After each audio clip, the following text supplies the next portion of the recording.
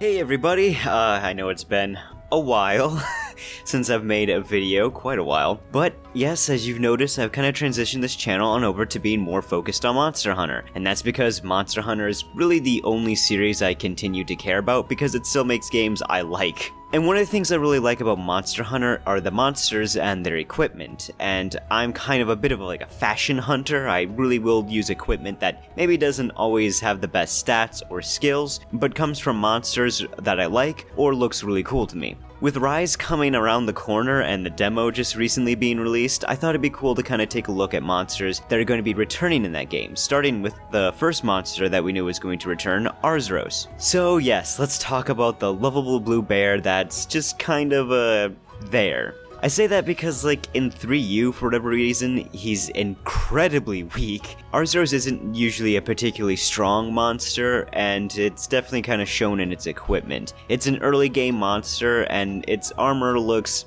okay. I don't really have a preference for either male or female. Both the Blademaster and Gunner sets look exactly the same. I should stress, for the most part, I'll be taking a look at Blademaster Armor, as I tend to play Blademaster the most. The only Gunner weapon I use is bow, so I don't have much in terms of experience when it comes to the light bow guns. Also, I primarily play in low rank. High rank I have more focused equipment, like specialized SNSs and encyclaves and particular handful of armor sets, where in low rank I go for every piece of equipment that I basically can that comes from all the monsters. So yeah, it's an average armor set. It's okay.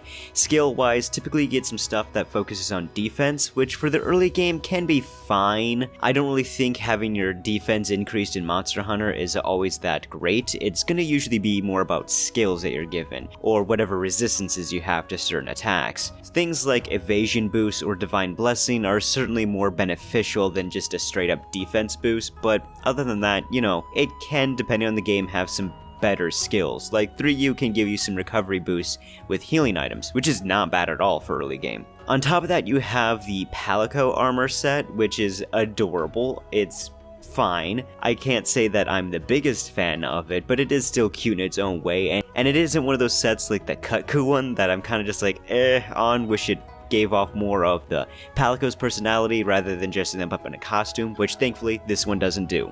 Equipment-wise, weapons are fine. I can't say I'm the biggest fan of all of them. There are some decent weapons. I know it has a long sword that's okay. It has a hunting horn that I actually think is pretty neat. A switch axe, which strangely enough I think also inflicts poison damage when used in sword mode in 3U. But my favorite would be the duels. The duels look pretty nice. I like that they're axe-based, which is a good change of pace when it comes to dual blades that are typically, swords. And from one little segment that we've seen in Monster Hunter Rise, it looks like Arzuros was given a hammer based off of the Paliko's weapon design, which is fantastic.